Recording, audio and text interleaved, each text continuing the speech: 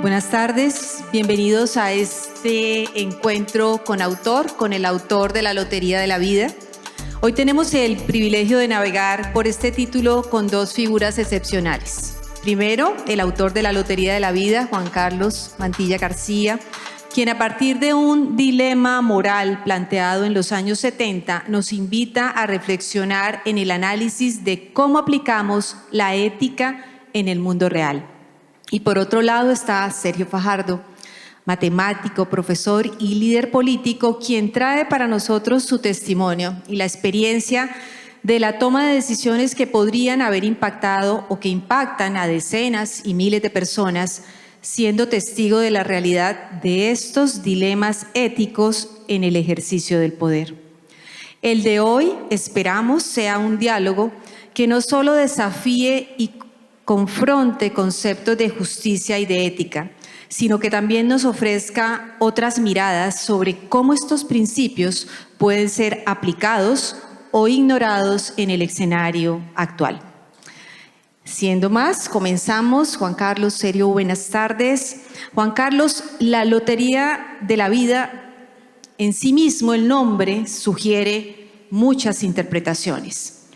¿Por qué el nombre de ese libro? Primero yo quiero dar las gracias a cada una de las personas que nos acompañan hoy, de estar aquí esta tarde. A mí me llena realmente el alma, entonces gracias. La Lotería de la Vida fue un artículo escrito en 1975 por el profesor John Harris de la Universidad de Oxford. Es un artículo de filosofía moral que plantea un experimento mental en el que se confrontan, por un lado, el bien común y una decisión que parece totalmente lógica, racional, que beneficiará a la mayoría de las personas y al bienestar general, y por otro lado, la libertad individual. Hay un sorteo en esa sociedad cada vez que se necesitan 2 o 3 trasplantes de órganos, y una persona se sacrifica y se salva por el resto de los demás. La persona que gana ese sorteo, esa persona es celebrada como un héroe o una heroína. La esperanza de vida aumenta en la sociedad, se cura mucho más fácil muchas de las enfermedades, pero aunque es totalmente lógico, no deja de parecer un poco macabro pensar que el Estado en cualquier momento pueda disponer de la vida de una persona. Esta reflexión sobre el bien común se hace desde el utilitarismo, que es una escuela de pensamiento filosófico, pero por otro lado tenemos la ética de principios que nos invita también a respetar ciertos principios básicos, como el hecho de que el individuo es el único propietario de su vida. Y ese es un dilema ético, eso nunca sucedió, es un experimento mental, pero vivimos ese tipo de dilemas éticos en distintas áreas de la vida, en la política fiscal, por ejemplo, en la legislación sobre temas bioéticos, en el trato a los animales, en las decisiones que tomamos con respecto al medio ambiente, y por eso tomé este título. Creo yo que ese es el primer artículo de la disciplina de la ética aplicada. Sin que él dijera que era ética aplicada, pienso que él dio el pasar de la filosofía moral a la ética aplicada. Y la ética aplicada es muy importante porque pone a la filosofía en diálogo con la sociedad, pone a la filosofía a aportarle algo a la solución de las múltiples crisis que vivimos, por ejemplo, en este momento. La ética aplicada busca utilizar las herramientas metodológicas y conceptuales de la filosofía para aportar a una mejor solución de los problemas sociales, de los problemas individuales también, a una mejor toma de decisiones. Y aprovecho esta primera intervención para leer la dedicatoria del libro, porque María Jimena me preguntó en estas preparaciones qué me había motivado a escribirlo. Y la dedicatoria lo dice mejor: a mi esposa Catalina, desde siempre y para siempre, la luz que me ilumina y me da valor. A nuestra hija Alma, que este libro sea un recuerdo de cómo empezamos a construir un mundo más tolerante, justo y sostenible para ella y todos los niños de su generación.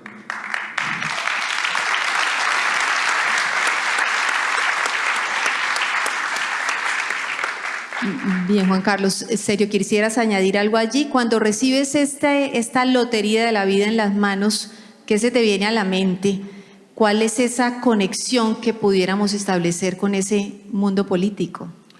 Bueno, muy buenas tardes. Me da mucho gusto estar acá, acompañar a Juan Carlos para discutir, conversar acerca de su libro. Ya me lo he leído varias veces y pues quiero decir algo muy sencillo y es lo siguiente.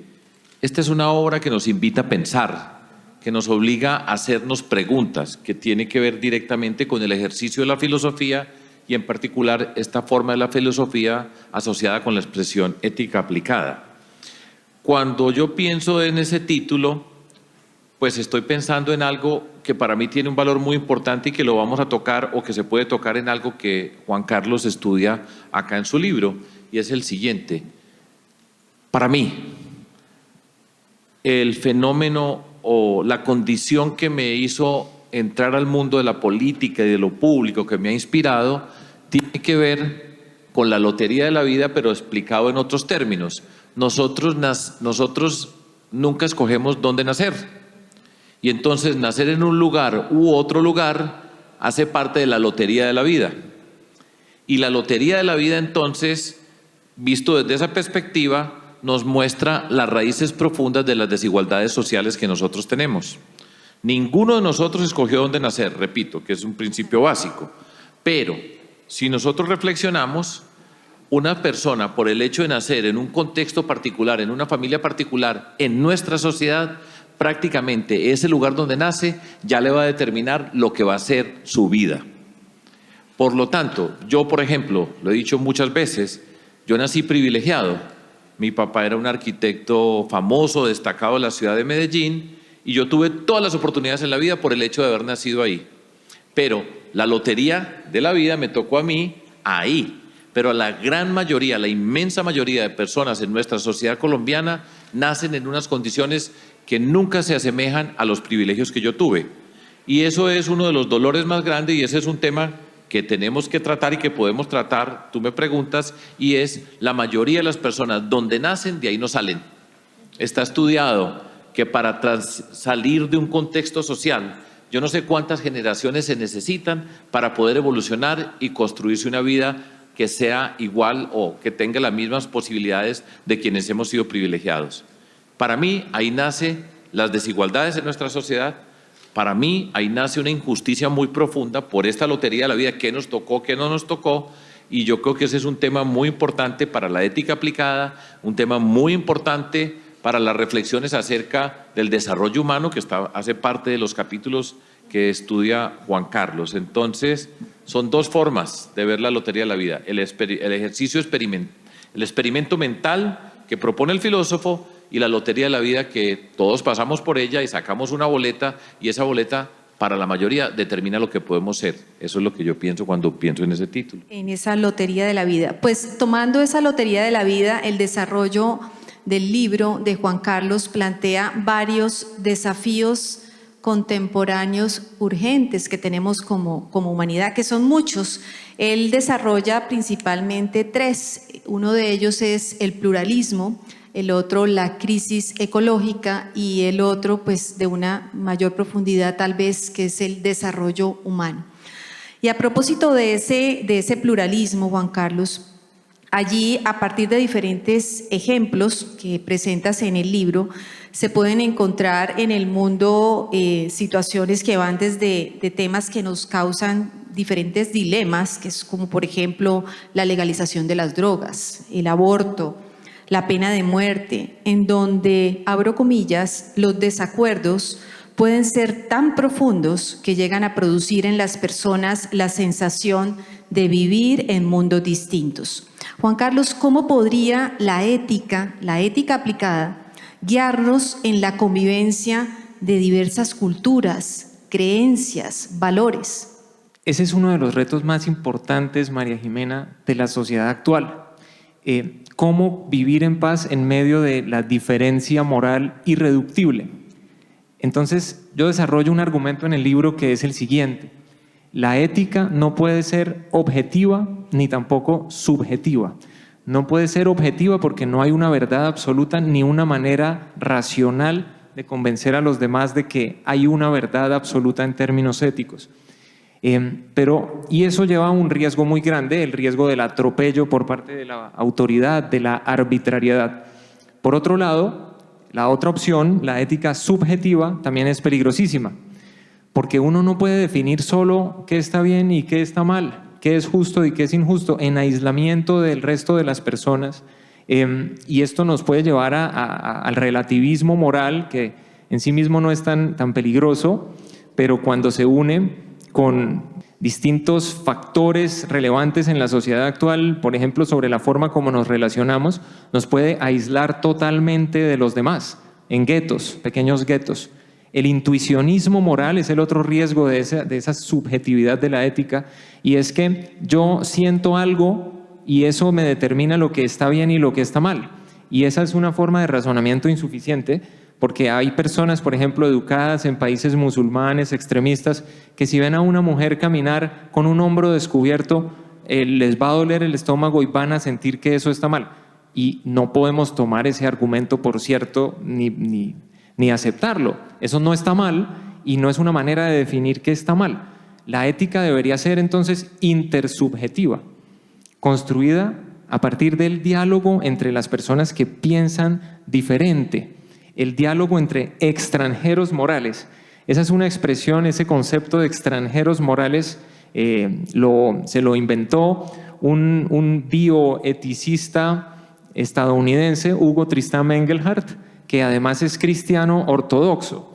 Y él quería escribir un libro sobre los fundamentos de la bioética y escribe ahí en la introducción: yo quería argumentar racionalmente que la bioética cristiana es la correcta, pero no fui capaz de hacerlo y terminé argumentando que necesitamos en la sociedad una ética secular, una ética liberal que respete la autonomía y la libertad individual, y que promueva que logremos acuerdos sobre mínimos, que renunciemos a la idea de buscar el consenso moral.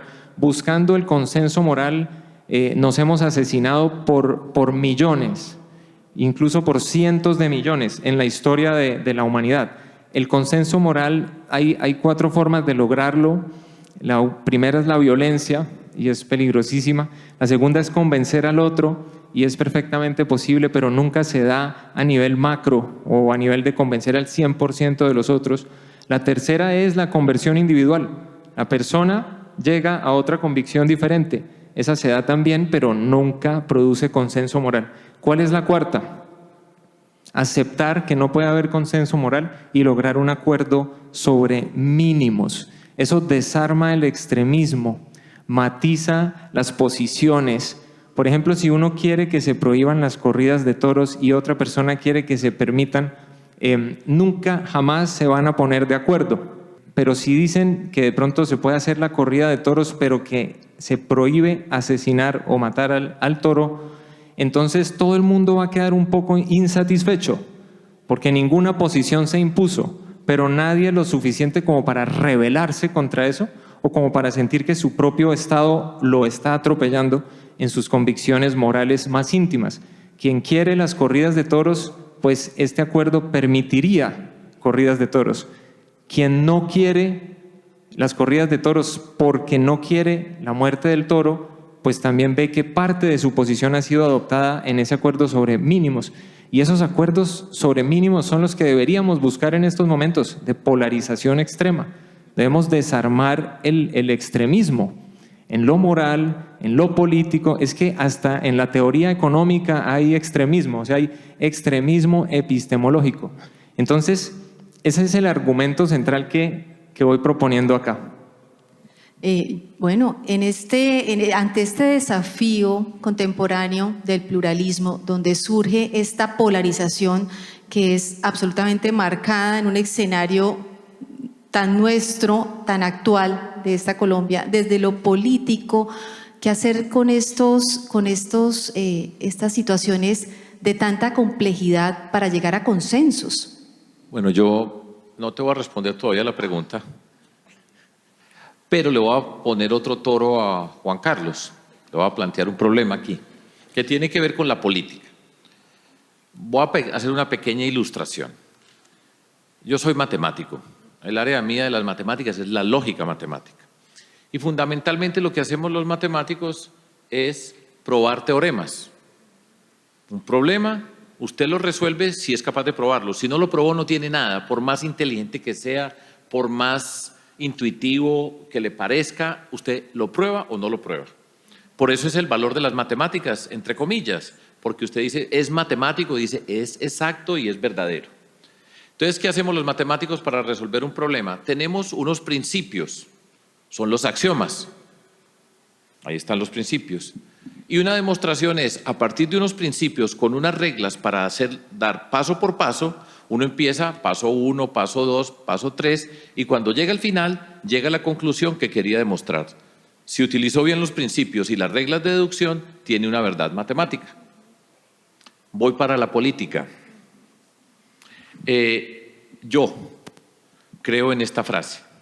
Son los medios los que justifican el fin. Yo creo en la política, y eso es una polémica muy seria en este mundo de la ética. Yo creo que la política se debe hacer a partir de principios, que son el equivalente de los axiomas.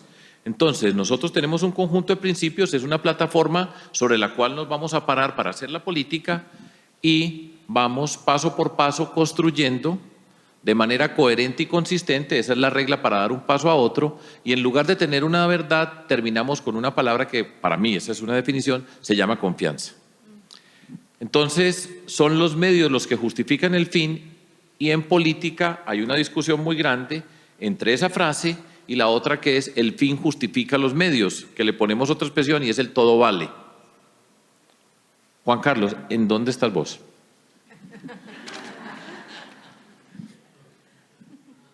Ese es otro toro más difícil. Mentiras, no es difícil. Esa respuesta es compleja, pero es fácil. ¿Por qué? Porque cuando uno en política acepta que el fin justifica los medios, se mete, y esto lo explicaba también Juan Pablo Remolina en conversación con César Caballero el otro día, se mete en una pendiente, slippery slope, una pendiente de la que nunca va a poder recuperarse. Se va a pique y termina metido en cosas terribles cuando cede en sus principios. Y a nivel social público se pierde totalmente la confianza de los ciudadanos en las instituciones, que es lo que muestra también el epílogo del libro. Y ese epílogo estuvo muy inspirado también en un informe del Banco Interamericano de Desarrollo que me recomendó Juan Camilo Montoya, el rector, para leer. La confianza en las instituciones. Entonces, cuando los políticos empiezan a hacer lo que sea para ganar, los ciudadanos pierden o perdemos la confianza en el sistema tal como funciona y queremos derrumbarlo. Y los ciudadanos se vuelven o nos volvemos extremistas. Si bien hay una reflexión que yo planteo en el libro entre la ética de principios y la ética consecuencialista juzgaría lo bueno o lo malo de una acción por sus resultados, por sus consecuencias, no por su motivación. Entonces hay un ejemplo que yo pongo que es una ONG que financia un programa de dar un suplemento en Níger a una comunidad, y los niños empiezan a realmente estar mucho mejor con el suplemento, pero después se pierde la financiación y viene la peor hambruna de la historia, porque la gente dejó de cultivar mijo, que lo cultivaban en los jardines o incluso en los andenes. En ese sentido, la motivación de la acción pues no vale de nada, ¿no? Cuando la consecuencia es tan desastrosa. Pero es en ejemplos así que hay que juzgar una acción por las consecuencias. Pero hay momentos, y sobre todo en la ética de lo público, en que hay que ser fiel y estrictamente fiel a la ética de principios. Hay que respetar lo público como sagrado, hay que respetar las reglas del juego democrático como sagradas, y la ciudadanía, y esa es una visión un poco optimista, tal vez ingenua de la democracia, pero creo que hay que tenerla, la ciudadanía debería poder en algún momento ver qué personas, qué tipo de líderes están haciendo esto. Hay muchos buenos ejemplos de democracias funcionales que sirven, que lo hacen bien. en el mundo. Y Colombia, en ese sentido, por el gran problema que tenemos de corrupción, es uno de los pésimos ejemplos. Santander también es uno de los peores. Y por eso la respuesta es bien fácil. En política sí hay que respetar los principios y no hay que caer en el todo vale para ganar. La reflexión consecuencialista tiene otra interpretación y se las digo. En el imperativo categórico de Kant se decía: actúa de tal manera que el principio de tu acción pueda ser aplicado universalmente y eso sea deseable. Pero eso se puede aplicar al consecuencialismo. Actúa de tal manera que las consecuencias de tu acción puedan ser generalizadas y eso sea aceptable. Y la consecuencia de hacer trampa en la política es desastrosa para una sociedad e incluso para una persona, o si no que lo digan todos los que están, por ejemplo, en la cárcel en este momento. Bueno, voy a ponerle otra pregunta aquí al profesor Juan Carlos. Yo estoy de acuerdo con lo que él está diciendo, pero le voy a poner una cascarita, a ver. Él dijo que había que buscar consensos entre posiciones. Por ejemplo, los que están por las corridas y los que no están por la corrida, y un posible acuerdo mínimo era que no se matara el toro. Esa es una discusión. Ahora, entonces vuelvo a la política. ¿El fin justifica los medios o son los medios los que justifican el fin? Yo creo que los medios justifican el fin. Pero yo he escuchado muchas veces la frase que es muy recurrente y es la más popular en muchos sentidos, que dice: es que la política es el arte de tragarse sapos. ¿Ustedes han oído esa expresión? Entonces, sapos es, pues haga un poquito de trampa. Puede ser un acuerdo, se hace trampa pero no mucha, y usted hace un poquito de trampa bajo el supuesto que, entre comillas, si ganamos, lo que nosotros vamos a hacer es tan extraordinario que la trampa era una tontería, pero el bien que logramos ganando es extraordinario. Entonces, ¿qué hacemos, pues, Juan Carlos? Ay, Dios. Difícil, pero es que es el dilema, yo creo, en la política colombiana, que como ciudadanía deberíamos llegar a tener la madurez de que los ciudadanos sepan determinar qué tipo de partidos políticos, qué tipo de liderazgos políticos de verdad quieren trabajar por el bien común y respetar las reglas de la democracia. Creo que Colombia, si no llega a esa madurez de la ciudadanía, que se da a través de la educación de la ciudadanía, desde los colegios y terminando en las universidades, pues Colombia está destinada al fracaso en muchos sentidos, a no tener un proyecto de desarrollo, a no tener unas instituciones fuertes que puedan ayudar a que realmente la calidad de vida en Colombia sea digna de lo que nos merecemos los colombianos.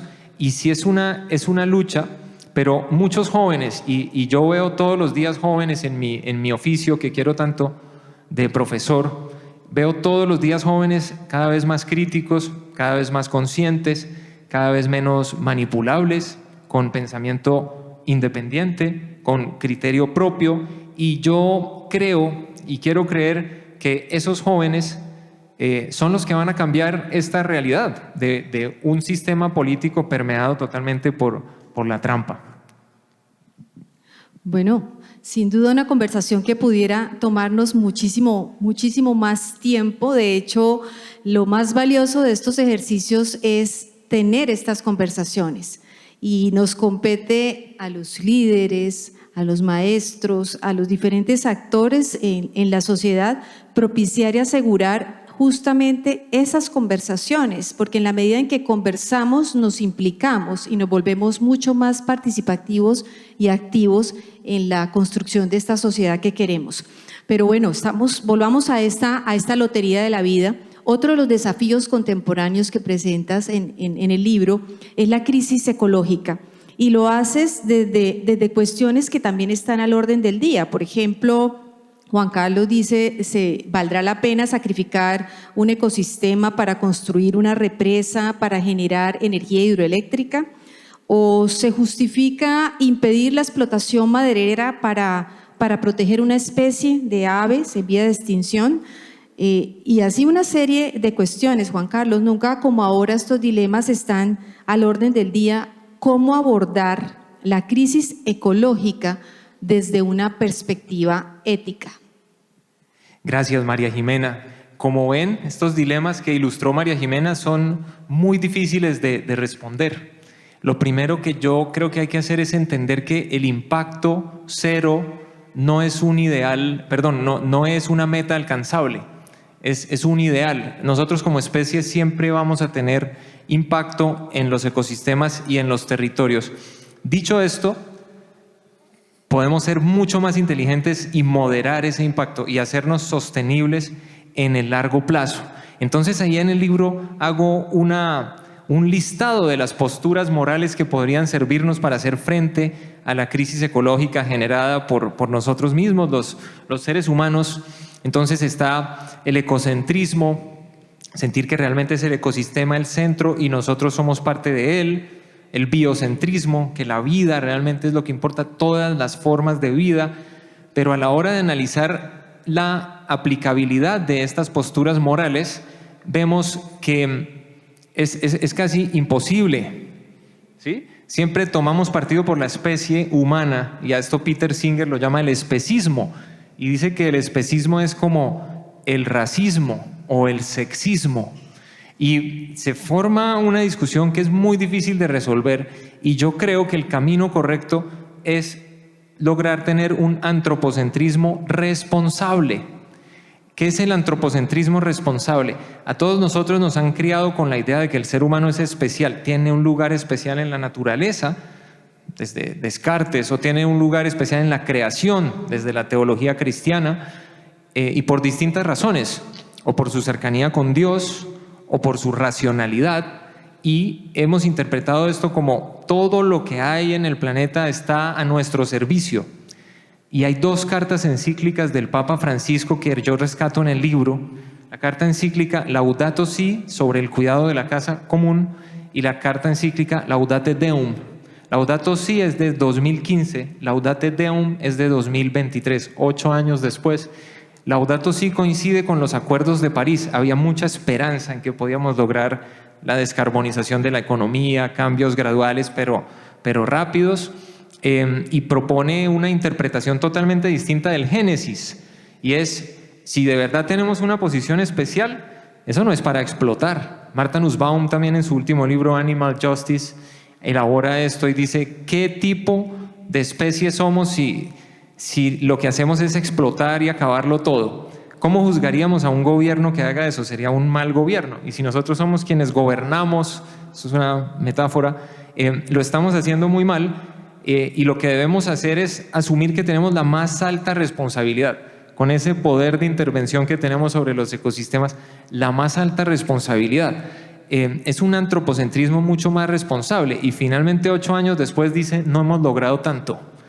Tenemos la tentación ahora del pesimismo, tenemos la tentación de decir: no hemos logrado mucho, mejor no lo intentemos más, y también hace un llamado de: ojo, no, ¿qué tal? Es mejor que la temperatura aumente 1.7 grados a que aumente 2.2 grados. Tenemos que, de todas maneras, hacer lo que podamos hacer. Y creo que la clave para ese antropocentrismo responsable es lo que decía Hans Jonas, el filósofo alemán, ya en 1975: incluyamos el largo plazo y la perspectiva de futuro en nuestras consideraciones éticas.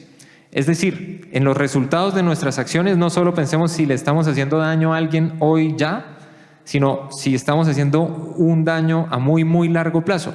Y eso lo podemos tener en cuenta a la hora de tomar grandes decisiones políticas sobre los territorios y personales, como por ejemplo decisiones de consumo. Por supuesto. Le sigo preguntando. Entonces vamos a hacer un experimento mental, pues, que es lo que hacen en la filosofía. Juan Carlos Mantilla García es el presidente de Colombia. Santanderiano, de acá, muy bien. Ahí va bien ya. Y entonces tiene que decidir si se hace fracking o no se hace. Presidente.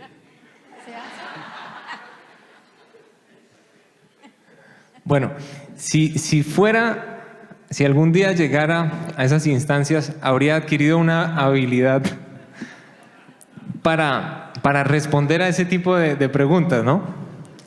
Que no la tengo ahora, pero como es un experimento mental, podría atreverme. Para estas grandes decisiones tenemos que basarnos en la ciencia y no podemos ser extremistas. Por ejemplo, yo les quiero contar y confesar que en mi fuero interno, íntimo, siento que es muy peligroso, ¿sí? Pero sé que no tengo todos los elementos, no tengo todo el conocimiento científico. Si fuera presidente, tendría que tener el mejor comité de asesores, estudiar el tema a fondo y empezar a probar de manera que si algo malo pasa, no sea tan desastroso. Y ya con la evidencia, con los datos y con los hechos, se podría tomar una decisión a mayor escala, de decir, nos metemos en eso a largo plazo para el país. ¿Qué tal?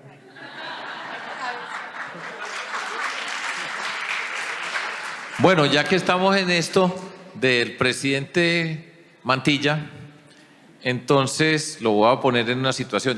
Él dice que cuando sea presidente haría esto, pero para ser presidente tiene que ganar las elecciones.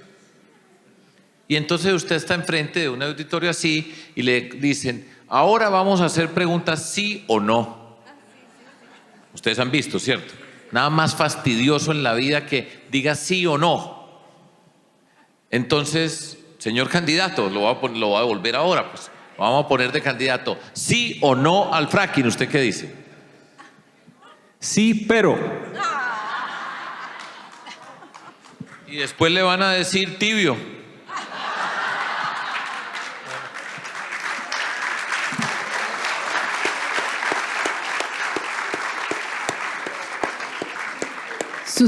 Sucede con más frecuencia de la que pensamos, y definitivamente el tema ambiental y el tema ecológico es un tema de agenda de los líderes y que les exige tomar decisiones que muchas veces no entendemos, ¿no? Por cuenta de la ética aplicada pudiéramos ahora darle otras miradas a esos dilemas. Otro de los desafíos contemporáneos es el desarrollo humano, Juan Carlos. Dices en el libro que, trayendo uno de los estudios, que la pobreza multidimensional es un indicador compuesto que mide justamente la pobreza teniendo en cuenta 10 dimensiones que se agrupan en 3 categorías: salud, educación y nivel de vida.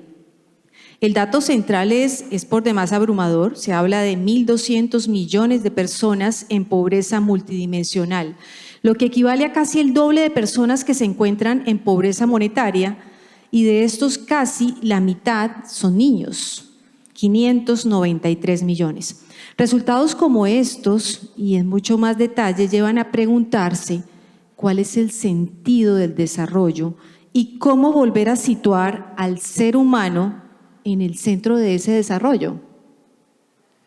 Gracias por esa contextualización, María Jimena, y por traernos esas cifras que están en el libro para pensar realmente en las personas. Pensemos que cada uno de esos números es una persona y que la economía, la ciencia y la tecnología han avanzado hasta lo impensable, y aún así tenemos una sociedad, pues en el mundo estoy hablando de 1.200 millones de personas en pobreza multidimensional. ¿Cuál es el sentido de continuar con un modelo de desarrollo como el que tenemos? Es decir, tenemos que cuestionarlo. Algo no está bien. Cuando vemos las cifras que mejoran, pero no impacta la realidad de las personas, es muy, muy grave. Entonces, el enfoque del desarrollo humano que conceptualizaron, entre otros, Amartya Sen y Martha Nussbaum, defiende la idea de que la economía sí debería ser una economía de mercado, pero debía estar mucho más enfocada en lograr que la calidad de vida de las personas realmente mejore. Y una economía con estas cifras que acabamos de ver es una economía fracasada, es un modelo económico fracasado. Escuchábamos, y a mí me llamó la atención, hace unos días el director, presidente de la ANDI, Bruce McMaster, presentando su libro y decía: el modelo neoliberal ha fracasado. Yo decía, bueno, si lo están diciendo los industriales, ya no somos solamente nosotros los académicos.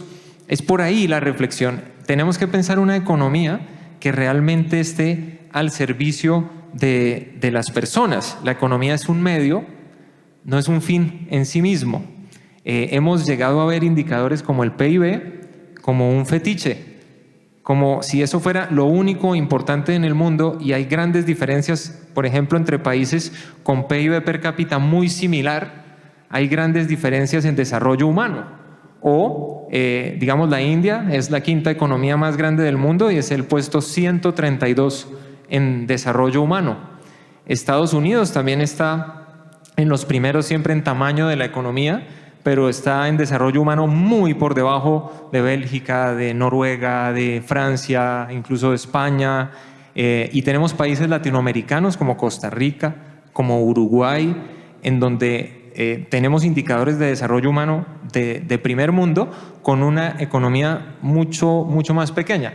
No significa que debamos decrecer, sino que debemos lograr que el crecimiento económico realmente impacte las vidas de las personas, y que si no lo estamos logrando debemos hacer cambios a nivel local, a nivel nacional y a nivel mundial. Por eso el enfoque del desarrollo humano debate esto. Tenemos el apoyo del Programa de Naciones Unidas para el Desarrollo, estamos intentando siempre mandar el mensaje de lo que importa es el desarrollo humano, recomendaciones a los gobiernos, y estamos en esa misión, y cifras como estas que son muy tristes, y que cuando uno las va a ver a nivel regional son muy tristes, pues nos hacen pensar que las prioridades deberían cambiar. Y esto está relacionado al tema ambiental, porque el gran dilema en estos momentos, y yo acabo de presentar un trabajo sobre esto en el Congreso Mundial de Filosofía en Roma, es que estamos imponiéndonos a todos lograr hacer los mismos sacrificios, cuando los que más contaminan son Estados Unidos, China, Rusia y Europa. Y aquí necesitamos el desarrollo y sí necesitamos el crecimiento económico, y nos están imponiendo hacer unos cambios que son los que debería hacer Estados Unidos y Europa. Las emisiones per cápita en Estados Unidos es 21 toneladas por persona. En Colombia es alrededor de 4. En África subsahariana es 1.6. En Europa se acerca a 10, es decir, es la mitad que en Estados Unidos. Es decir, que hay algunos países que podrían incluso emitir mucho más sin hacer gran daño al planeta, mientras otros necesitan de verdad drásticamente reducir las emisiones. Bueno, entonces, un pequeño paréntesis ahí. Juan Carlos acaba de decir, nos están imponiendo. Escuché bien, ¿cierto?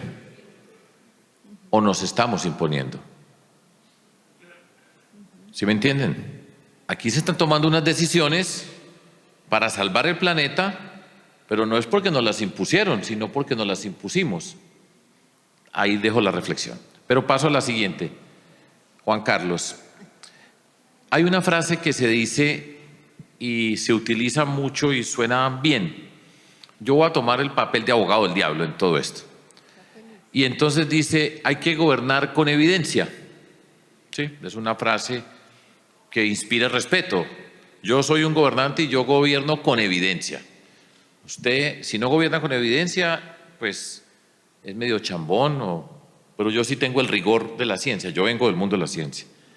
Pero hay una palabra que hoy hace parte de la política, de la discusión pública, y es la palabra emociones. Las emociones, hoy estamos en las emociones, y es una componente muy central, porque además se separan emociones y razón. La razón es fría, los matemáticos somos muy fríos porque tenemos la razón, como les dije anteriormente, usted lo demostró, no lo demostró, punto. Eso no es que me parece, me gusta, no me gusta, ya es otra discusión. Entonces, ¿cómo hacemos con las emociones en todo esto, Juan? Bueno, esa pregunta es muy importante.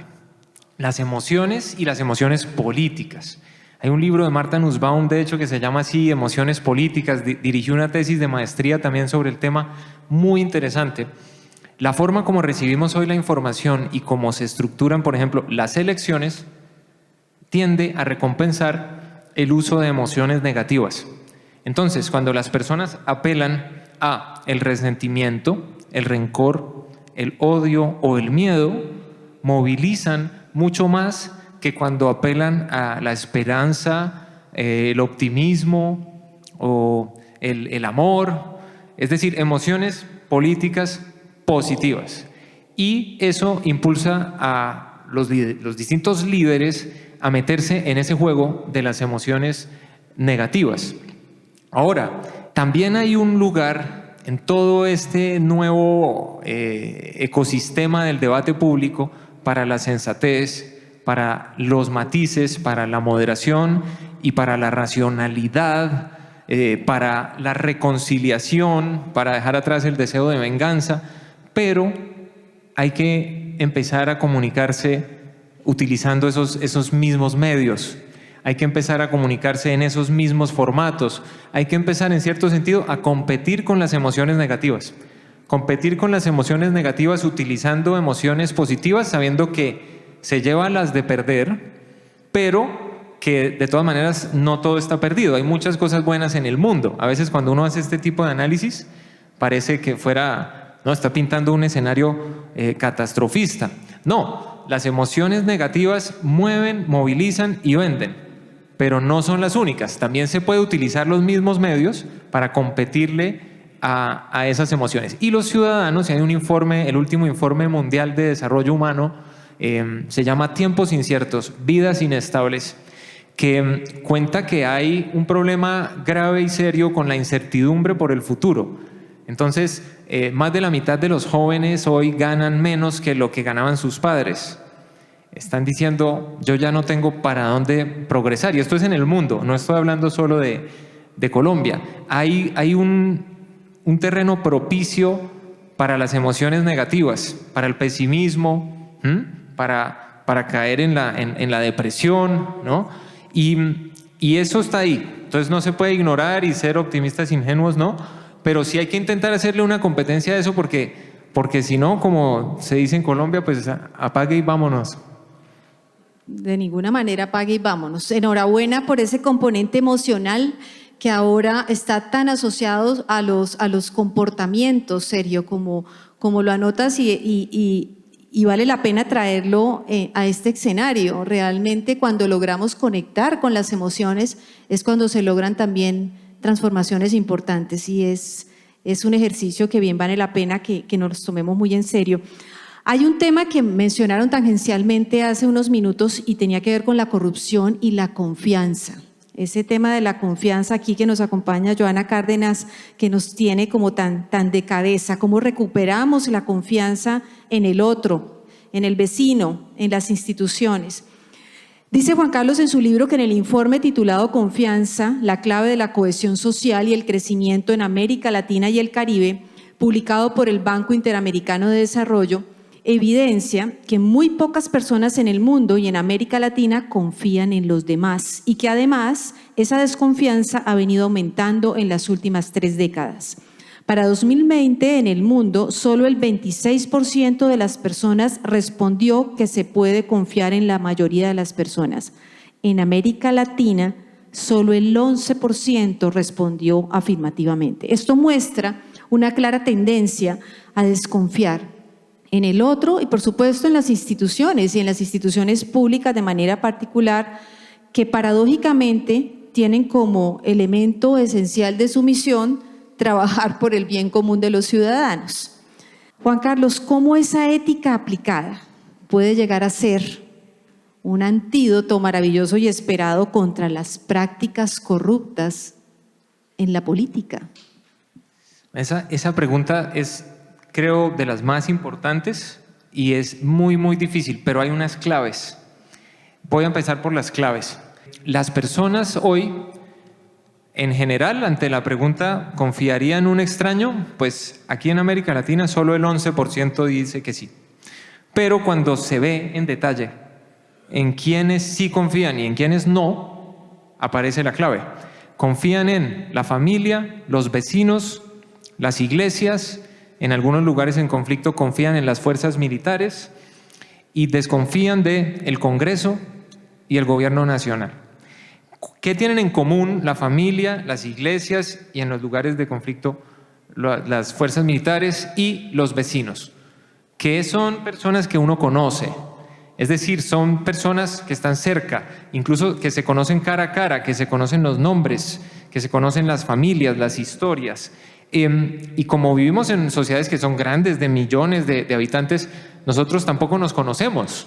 Por eso el tema del diálogo entre diferentes se debería propiciar a nivel público, a nivel institucional, con financiación pública, incluso no es solo el diálogo informal, sino es tener realmente programas de diálogo entre diferentes, una política pública que promueva el diálogo, porque el diálogo entre diferentes promueve la confianza. Eso se ve hasta el nivel más alto en las negociaciones de los conflictos, cuando las personas hablan ya directamente con alguien que teóricamente o realmente era su enemigo, se bajan mucho los ánimos porque aparece otra persona, sencillamente ya es otra persona. La cercanía puede producir confianza y las instituciones están demasiado alejadas de las personas. Entonces, de verdad, promover ese diálogo es muy importante.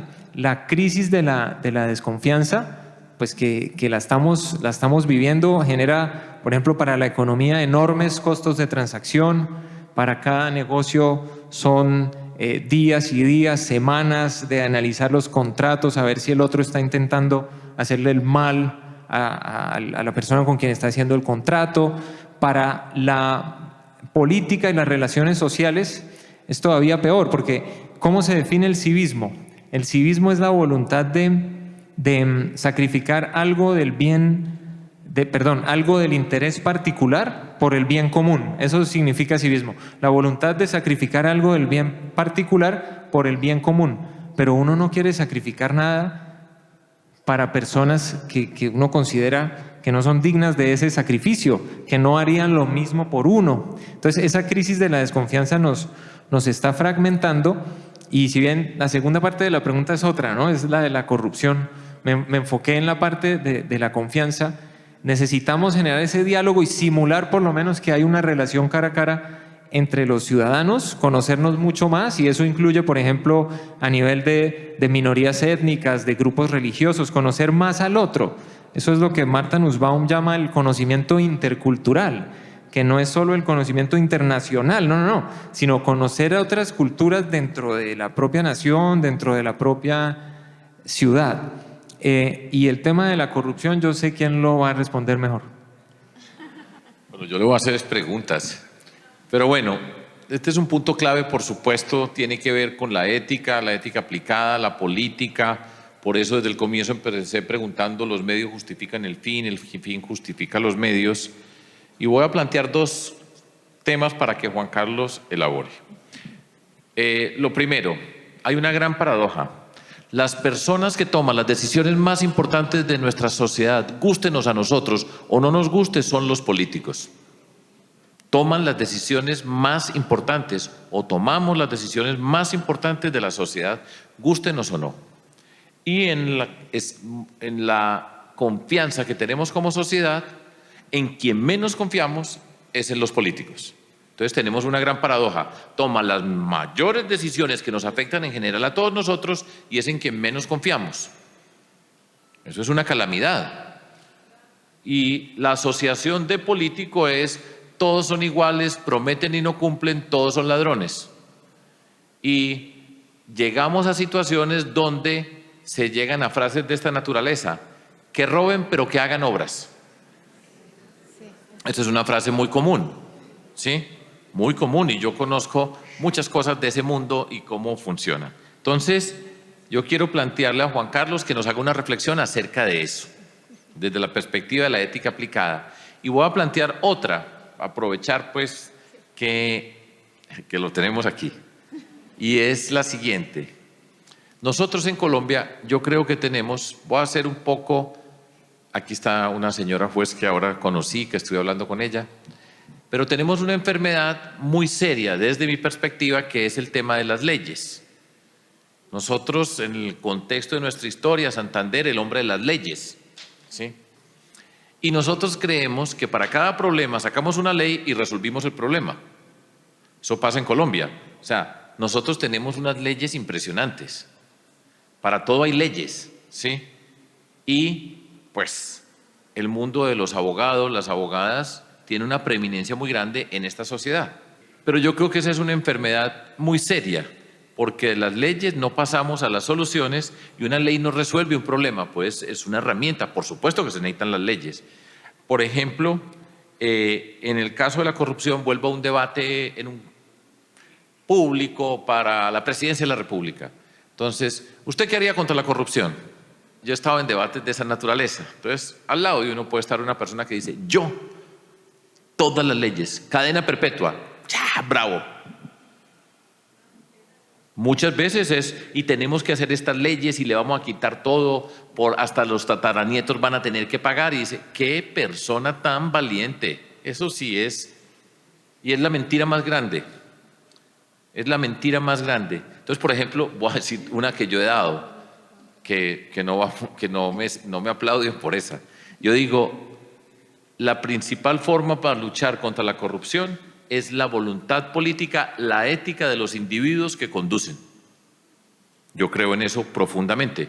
No todo se resuelve con la voluntad, pero si usted tiene la voluntad, quien conduce, entonces eso va a determinar cómo se llega al poder.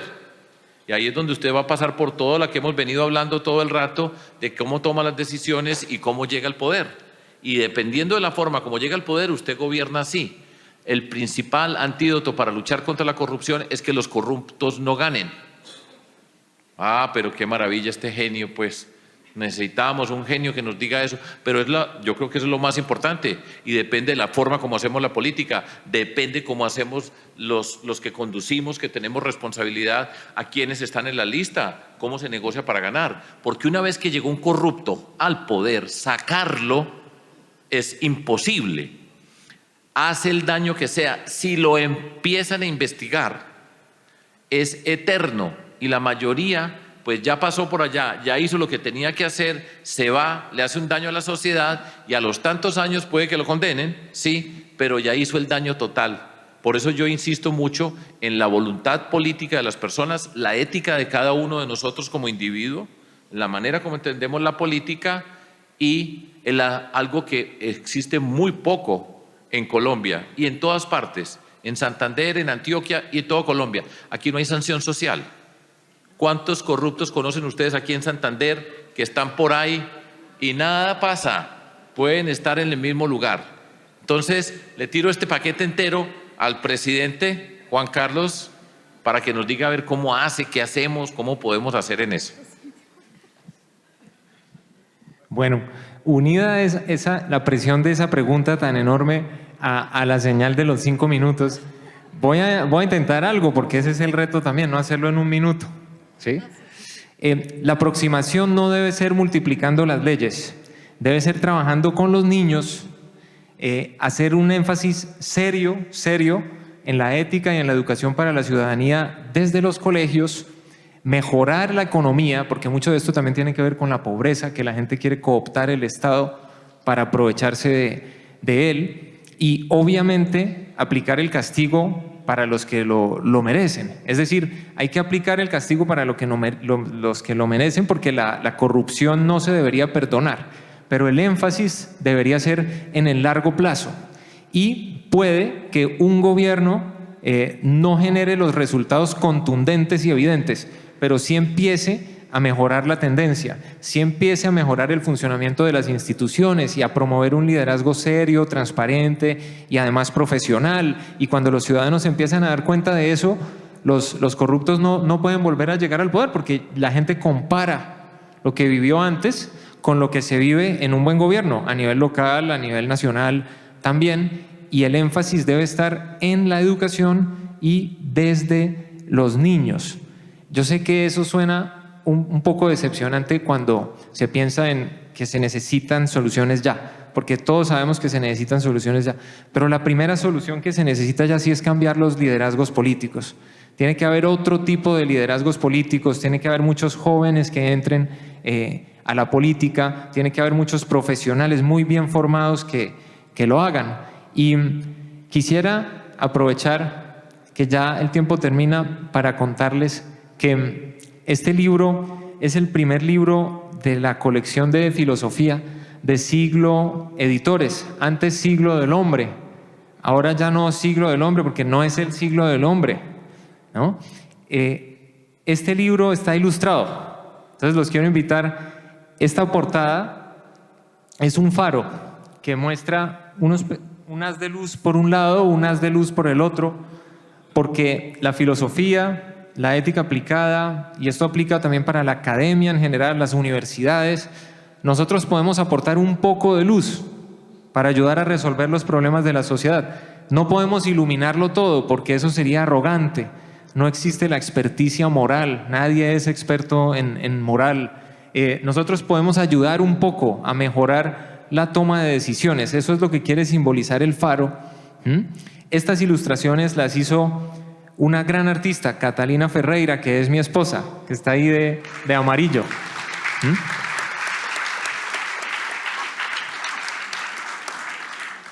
Y cada capítulo tiene su ilustración. Entonces está la pregunta sobre el bien y el mal, el mono número 127, el diálogo pluralista. Hay otra que se llama muy filosóficamente sobre la desigualdad del patrimonio. Y Siglo se atrevió a hacer un libro de filosofía que fuera ilustrado después de mucho debate en el comité, pensando en que también la filosofía y también la industria editorial debe empezar a entrar en diálogo con los jóvenes, debe empezar a salir de los recintos también puramente universitarios. Y este libro también para mí personalmente es eso. Como muchos académicos, trabajé en artículos, bastantes, y un día decidí que esta forma de expresar el pensamiento en libros de pronto puede trascender un poquito más y puede generar este tipo de diálogo, este tipo de debate. Estas conversaciones las estamos haciendo por todo el país y ha sido muy, muy interesante ver, digamos, las reacciones de las personas y hacerle ese trabajo que es como una misión de llevar la academia también a la sociedad. Y por eso quiero hacer este último reconocimiento público a la Universidad Autónoma de Bucaramanga por dar a esta ciudad un libro. Porque nosotros, un aplauso.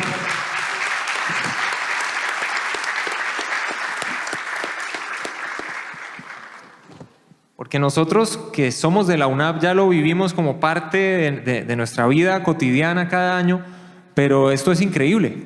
Es de las mejores ferias del libro del país, genera cosas para la región y para la ciudad que son invaluables, no solo en indicadores económicos, sino mucho, mucho más allá. Entonces, gracias a la UNAP, gracias a Ulibro, gracias a Sergio Fajardo, gracias a María Jimena, y te doy la palabra para terminar. Bueno, sentimientos de gratitud desde luego, cerrar con que, como dijo Sergio al comienzo, en esta lotería tan particular de la vida, todos tenemos boleto sin haberlo comprado. Entonces, el reto y el gran desafío es qué hacemos con ese boleto que tiene cada uno y ver cómo lo potenciamos de manera constructiva y colaborativa con muchas más personas. Muchísimas gracias por su tiempo y recomendada la Lotería de la Vida.